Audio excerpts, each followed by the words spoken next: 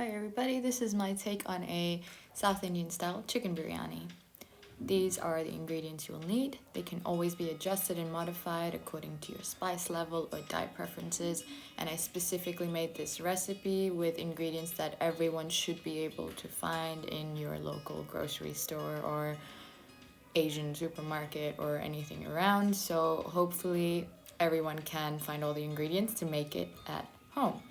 And first we start with rinsing the rice. Please do this at least 2 to 3 times or until the water isn't foggy anymore. This is super important, so don't skip on the step. And then, heat a heavy bottom pan. First, get integrated with your stove. I was still figuring out this one. Don't judge me. It's the second time I was cooking on it. So it took me a while until I got the heat levels correctly. After that, add some neutral oil. I used rice bran oil because that's usually my go-to oil when I cook Indian food. And yes, it's quite a fair bit, but the biryani really does need it because you need the oil to infuse the spices and all your aromatics. So yeah, and wait until the oil is warm enough, and then the first step is to throw in your onions. You need to cook them until they get slightly crispy and brown. This might take a while, so give it a good stir every few minutes and keep an eye on it because it goes from normal to crispy brown very soon. Then add in your ginger garlic paste. I just made this myself at home, but you can also get a ginger garlic paste at your grocery store. Give that a good stir, and then comes your chopped coriander and mint. This is a weird step, cooking your herbs, but trust me, doing this adds an extra whole layer to your flavor. After that, add in 2 or 3 chillies. Just cut the tops off and add them whole. Give that a good stir, and now comes the spices. First is the Kashmiri red chili. This has a really good color and it's not too spicy, so you can use quite a lot because this also helps give the biryani its color. And then comes the turmeric. Again, helps really well with the cover and it's also really good for you. Give all of this mixture a really good stir and let it cook for about a minute on a medium-high heat and really fuse in all the flavors together. Finally, add in the biryani masala. You can use pre-ground spices or the whole spices. I use pre-ground for this one because I was traveling, so it was easier for me. Now remove it from the heat and add in the yogurt. Keep it off the heat since yogurt can split if the pan is too hot. Somehow after it's mixed in with the spices, it doesn't have that effect too much again, but after this we really do have to control our heat levels when cooking it because yogurt can split. Now give it a really thorough mix and then you can put it back on the low heat. After that, go ahead and add in your chopped tomatoes. I use cherry tomatoes because I personally like the flavor, but you can use any tomatoes you have. Just make them bite size. Give it a good mix, then add in salt to taste. Do keep in mind it is a large pot, so you do need quite a bit of salt, more than you would normally think. Then add in the water and again give it a good stir so all of the previous ingredients get mixed in really well before you do one of the last steps, which is you add in your chicken.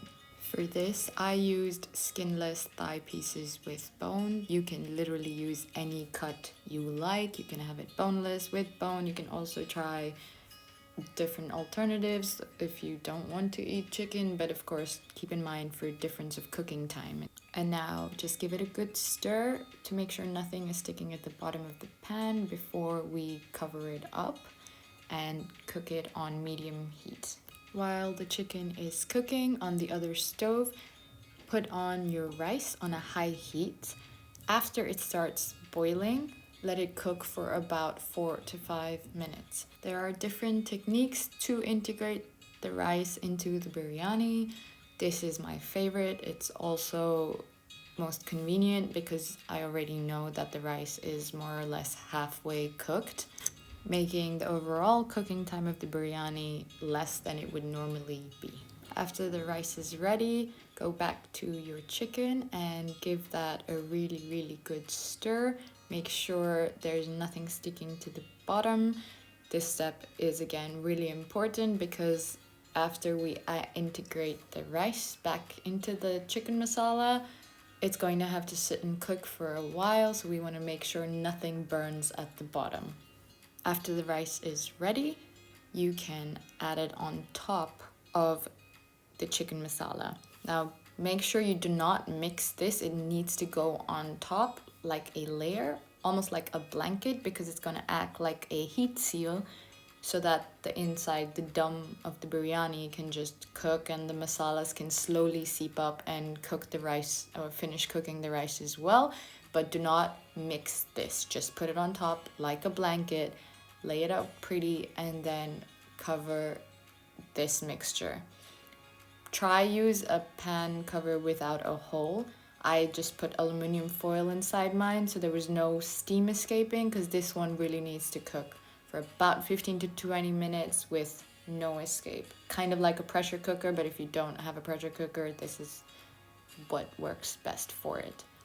After 15 to 20 minutes, open it up, give it a check. I just had to make sure the rice was cooked, but other than that, it smelled insane. It looked good.